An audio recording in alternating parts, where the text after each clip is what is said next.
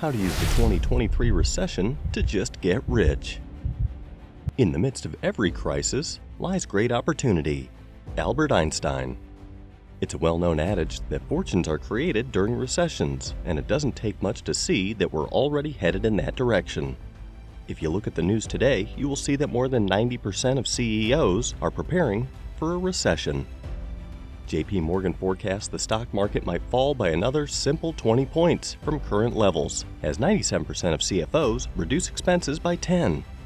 Recessions occur frequently, despite the fact that this seems terrible. If managed wisely, they may provide amazing possibilities and discounts that can help you set yourself up for the rest of your life. Let's discuss exactly what is anticipated to occur over the next 12 to 24 months, the best benefits that you would be able to take advantage of today, and precisely what you can do to ensure you're in the best position to make as much money as possible. That is why, in today's video, we will show you how to use the 2023 recession to get rich. Before continuing, support our work with a like, and don't forget to subscribe to our channel so you don't miss our videos. Therefore, you need to first grasp what you'll be up against, and to start, we need to talk about a recession before we discuss the finest forthcoming possibilities. Recessions frequently feature a sharp increase in unemployment, a reduction in earnings, a loss of consumer confidence, and a general decline in values. The entire world, often with long-lasting repercussions, from stocks, food, energy, and services. But secondly, a drop in profits typically coincides with the recession. See, businesses report their revenue each quarter and provide guidance on their outlook, but lately they have been lowering their projections in anticipation of weak or even negative growth. Recession risks are rising at their fastest rate in 10 years. This brings us to the third layoff. When consumer incomes decline, they spend less, and as demand declines, businesses start to cut costs. Employees are typically the first to be let go, and it generally happens quickly. If you Google mass layoffs, you'll find dozens and dozens of businesses that are all reducing their workforces.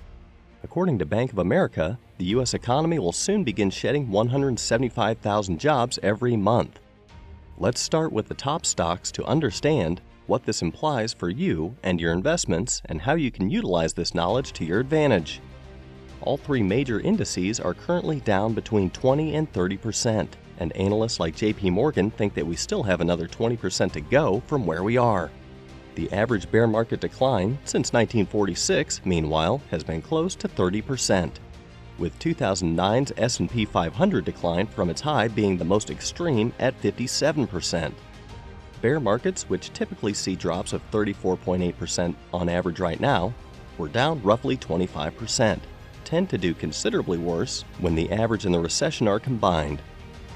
All of this serves to demonstrate that investor capitulation typically marks the absolute low. Typically, that marks the beginning of the healing and the beginning of things to recover. The specific amount you may earn from this will be covered in the following few minutes. But first, let's talk about number 2, real estate. Housing decreases nationwide are actually exceedingly uncommon, despite the fact that every region is unique and some may continue to prosper. As you can see, only a handful of occasions throughout the course of the past 60 years have prices really fallen by more than 10%.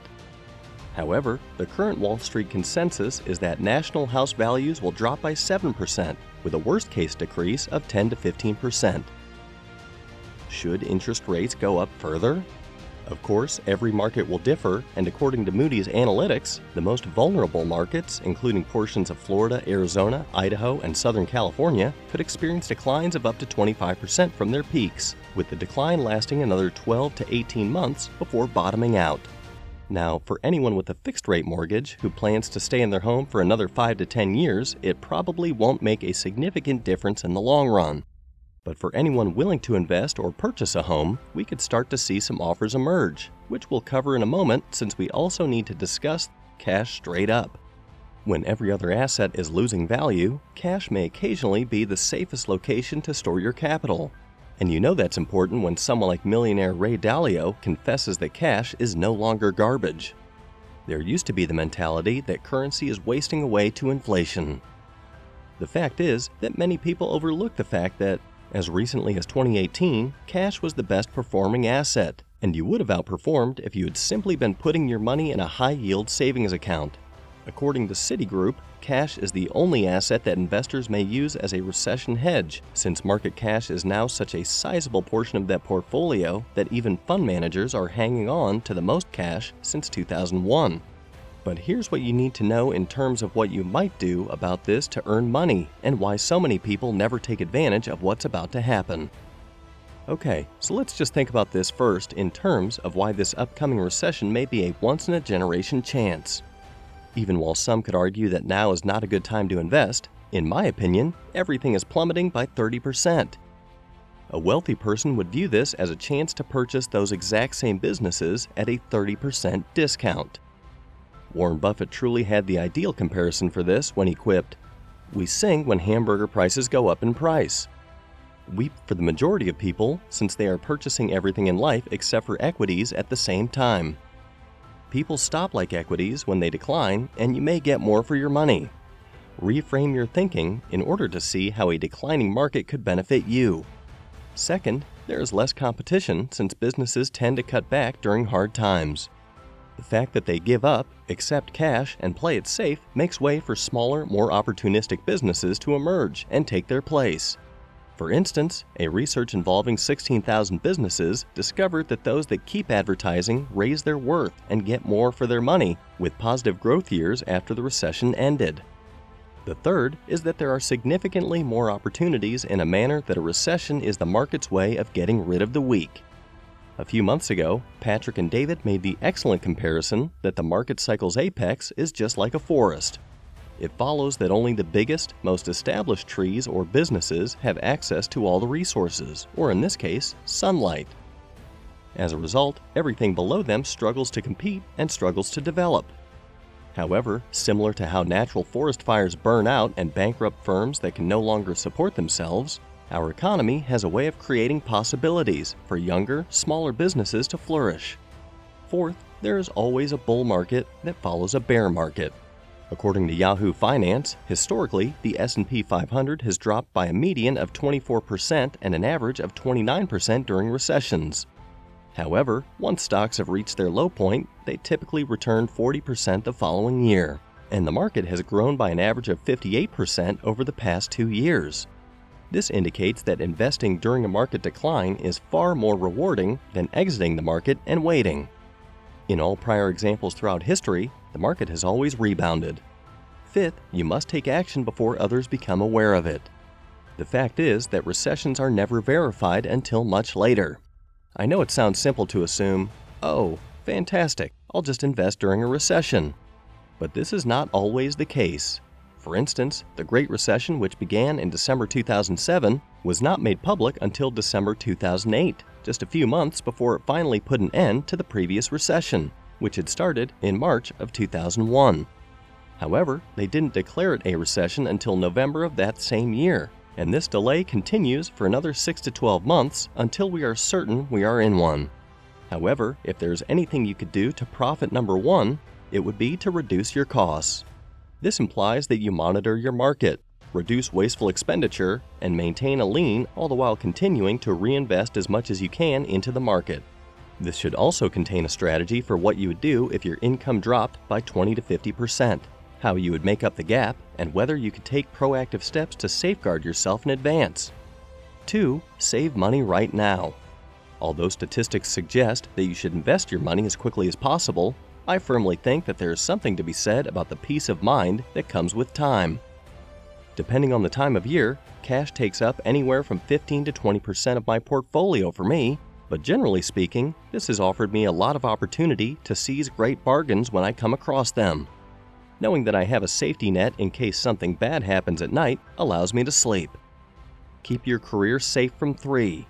In the end, this will serve as your best insurance against whatever transpires because, from a financial standpoint, the worst-case scenario isn't the market declining. Rather, it's the market declining at the same time that you lose your job and are forced to liquidate your investments before they have a chance to recover. Therefore, now is the greatest moment to develop yourself. Double down on what you're doing while picking up new talents. The wisest course of action is to invest for the long term following those 4. To simply keep on as normal and act as though nothing is occurring when it comes to investing. The most successful tactic has been demonstrated to be dollar cost averaging, or the regular practice of investing in the markets. So continue investing and staying in the market. Fifth, diversify your investments right away if you personally can't tolerate a 20% decline without freaking out. This is likely an indication that you're investing too aggressively. For instance, if all of your investments are in U.S. tech companies, it would be wise to also include large caps and other foreign equities in the mix. You may also consider real estate investing. Consider REIT purchases as well if you want to rent. It is a tiny bit more likely to be steady. The more pillars your portfolio has, the less probable it is to collapse. Furthermore, consider these 11 investments right now. Number 1. High-yield savings accounts. In comparison to typical bank savings or checking accounts, online savings accounts and cash management accounts provide better rates of return. Similar to a savings and checking account combination, cash management accounts. Although they are frequently provided by brokerage firms and may include debit cards or checks, they may offer interest rates comparable to savings accounts. Number 2. Certificates of deposit.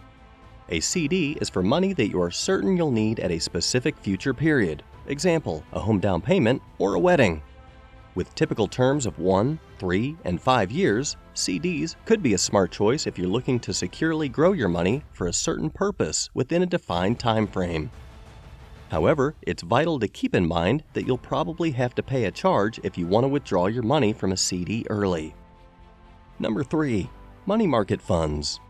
Money market mutual funds are a type of investment as opposed to money market accounts, which are savings accounts like bank deposit accounts. Your money purchases a collection of high-quality, short-term government, bank, or corporate debt when you invest in a money market fund. Number 4. Government bonds. A government bond is a loan you make to a government organization that is repaid with interest to investors over a predetermined time frame, often 1 to 30 years. Bonds are classified as a fixed income instrument due to their consistent source of payments. Due to the full faith and credit of the United States government, government bonds are essentially a risk-free investment. Number 5. Corporate bonds. The main difference between corporate bonds and government bonds is that you're lending money to a firm rather than to the government. Since the government does not guarantee these loans, they are a riskier choice. Moreover, if the bond is high yield, purchase of corporate bonds, you may purchase corporate bonds or individual bonds through an investment broker, just like you do with government bonds. Number 6. Mutual funds. In order to purchase stocks, bonds, or other assets, a mutual fund collects money from investors. In order to protect themselves from the losses of any one investment, investors can diversify on a budget by using mutual funds, which disperse their money over a number of different assets. Number 7. Index fund. A sort of mutual fund known as an index fund owns the equities in a certain market index. For example, the S&P 500 or the Dow Jones Industrial Average. In contrast to an actively managed mutual fund, which employs a professional to choose the fund's assets, the goal is to offer investment returns similar to the performance of the underlying index. Number 8. Exchange-traded funds. ETFs, or exchange-traded funds, are similar to mutual funds in that they combine client funds to acquire a variety of assets, resulting in a single diversified investment. The way they are offered is different. Investors purchase shares in ETFs in the same way they would purchase shares of a single stock. Number 9. Dividend stocks. Dividend stocks can offer both the growth of individual stocks and stock funds, as well as the stable income of bonds. Dividends, which businesses regularly pay to shareholders, are frequently linked to dependable, successful businesses. Number 10. Individual stocks. An ownership stake in a business is represented by a stock. The largest amount of volatility is present while investing in stocks, especially during a bear market. But they also provide the highest possible return on your money. Many famous investors like Peter Lynch used to buy stocks that perform very well during financial crisis, like Dunkin' Donuts. Number 11. Alternative investments. This covers commodities like gold and silver, private equity, hedge funds, cryptocurrencies like Bitcoin and Ethereum, as well as paper money, liquor, and fine art. You can buy alternative investments with some online brokers, but other alternatives are exclusively offered through private wealth management companies. We hope you enjoyed our video today, so if you've enjoyed it, please like, comment, and subscribe. If you have any questions or recommendations, please let us know in the comments section, and we will respond to them as soon as possible.